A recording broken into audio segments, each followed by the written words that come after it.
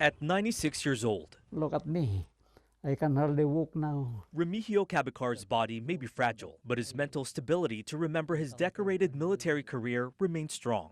I earn all these ribbons. But one big honor that shines the brightest is his 2017 Congressional Gold Medal for helping the U.S. during World War II in the Philippines. Best moment in my life. Never in my wildest dream will I reach that plateau.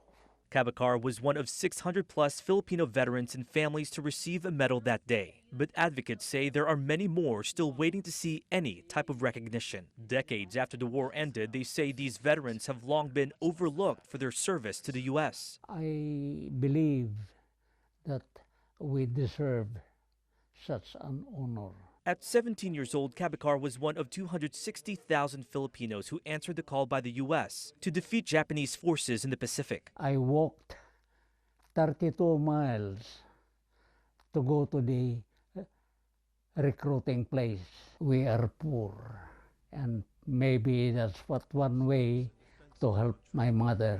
It was the duty of every Filipino soldier. At the time, the Philippines was a U.S. territory. These service members were promised benefits, including citizenship. But once the war was over, the U.S. government turned its back on that promise. President Harry Truman signed the Rescission Act of 1946, stripping most Filipino veterans of those benefits because of a lack of funding. Very regrettable, because that promise was half-baked. We had to start all over again to fight for the Filipino veterans that served America.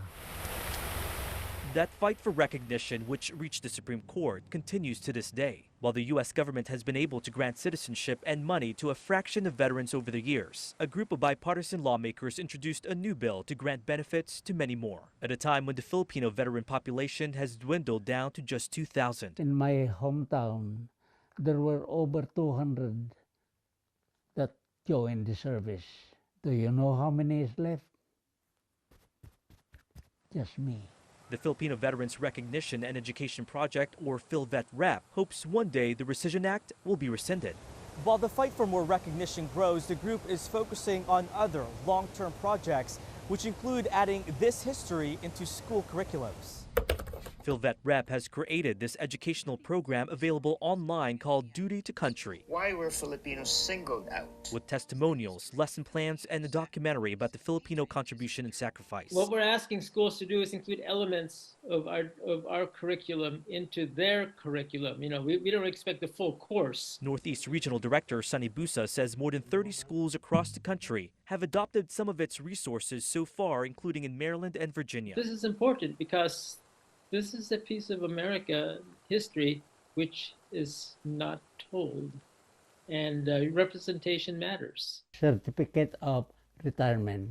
For Cabacar, he went on to serve in the Korean War and retired from the Navy as a senior chief petty officer in 1969. He made it to the U.S. and worked as a chef for 4 FBI directors for 20 years, then opening up a barbershop in Fort Washington where he retired cutting hair just last year. How's my hair? Is it good? Oh yeah. Okay. Okay. 96 years old and still fighting for his fellow comrades. We rallied and we did not stop. Matthew Torres, WUSA 9.